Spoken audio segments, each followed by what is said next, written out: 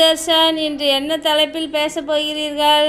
என் இனிய உறவுகளுக்கு இனிய வணக்கம். இன்று நான் பார்க்க போகும் தலைப்பு இரண்டு பழமொழியின் விளக்கங்களை கூறப்போகிறேன். முதலாவது பழமொழி, ஊரார் பிள்ளையை ஊட்டி வளர்த்தால் தன் பிள்ளை தானே வளரும். இரண்டாவது பழமொழி, கழுதைக்கு தெரியுமா கற்பூரை வாசனை. இவ்விரண்டு பழமொழிக்கும் விளக்கத்தை கூறப்போகிறேன். பழமொழிகளுக்கான சரியான விளக்கத்தை கூறப்போகிறீர்களோ? இப்பொழுது பார்க்கலாம். ஊரார் பிள்ளையை ஊட்டி வளர்த்தால் தன் பிள்ளை தானே வளரும் என்ற பழமொழியின் விளக்கத்தை சில பேர் தவறாகவே புரிந்து வைத்துள்ளார்கள். என்னவென்றால், அடுத்தவர் வீட்டு பிள்ளையை ஊட்டி வளர்த்தால் அவர் பிள்ளை தானே வளரும் என்று புரிந்து வைத்துள்ளார்கள். அதற்கு சரியான பழமொழியை இப்பொழுது நான் கூறுகிறேன். யார் வீட்டு பிள்ளை என்று தெரியாமலே ஒரு பெண்ணை மனமுடித்து வருகிறோம் என்பதுதான் ஊரார் வீட்டு பிள்ளை.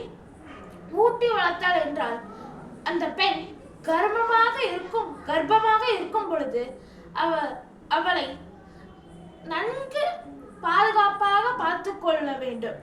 அவளுக்கு சத்தான உணவை கொடுத்தால்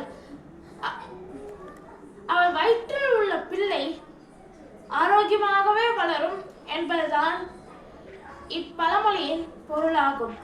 இரண்டாவது, கழுதைக்கு தெரியுமா கற்பூர வாசனை. இது சரியான பழமொழி அல்ல. கழுதைக்கு தெரியுமா கற்பூர வாசனை. இதுவே காலப்போக்கில் மருவி கழுதைக்கு தெரியுமா கற்பூர வாசனை என்று ஆயிற்று. இதன் பொருள் கழுதைக்கு தெரியாத கற்பூர வாசனை என்று பொருளாகிறது. அதன் சரியான பொருளை இப்பொழுது கூறுகிறோம். இப்பழமொழியில் கழு என்ற சொல் இடம்பெற்றுள்ளது. அதன் பொருள் கோரை புல் எனப்படுகின்ற ஒரு புல்லாகும். இது நாம் உறங்கும் பாய் தேய்க்க உதவப்படுகிறது. நாம் உறங்கும் பாயை தேய்க்கும் போது கோரை புல்லை வைத்து தேய்க்கும் போது அதிலிருந்து கற்பூர வாசனை வருமா. அதுவே கழுதைக்கு தெரியுமா கற்பூர வாசனை என்று கூறினார்கள். அதுவே காலப்போக்கில் மருவி கழுதைக்கு தெரியுமா கற்பூர வாசனை என்று ஆயிற்று. இன்னும் பல தகவல்கள் தெரிந்து கொள்ள நமது சேனலை சப்ஸ்கிரைப் செய்து கொள்ளுங்கள்.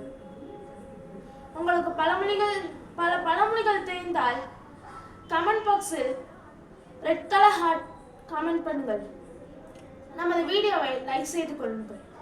நான் இப்பொழுது விடைபெற்றுக் கொள்கிறேன். நன்றி, வணக்கம்.